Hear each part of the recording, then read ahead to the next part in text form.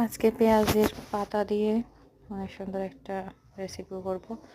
নতুন পেঁয়াজ নিয়ে আসা হয়েছে, সিম, পেঁয়াজের পাতা, ছোট মাছ, নতুন আলু দিয়ে চচ্চড়ি বা পুরপুরি বলে, যেটা বলে রান্না করবো। এটা অনেক সুস্বাদু হয়। এটা রান্নার ফাইনাল লুক অসাধারণ হয়েছিল, মানে আসলে অস্থির। একটা তরকারি দিয়ে খাবার সারা করে ফেলছি। নতুন আলু, সিম, পেঁয়াজের পাতা, ছোট মাছ দিয়ে খুব স্বাদ হয়েছিল।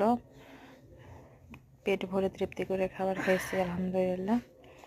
খাবারটা অনেক মজা হয়েছিল, অনেক সুস্বাদু হয়েছিল।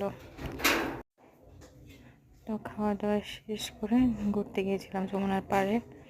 এই তো দুজন কপতি এই তো ঘুরে বেড়াচ্ছে যমুনার চরে, নিজেদের গল্প শেয়ার করছে, আর আমি একা একা বসে হাওয়া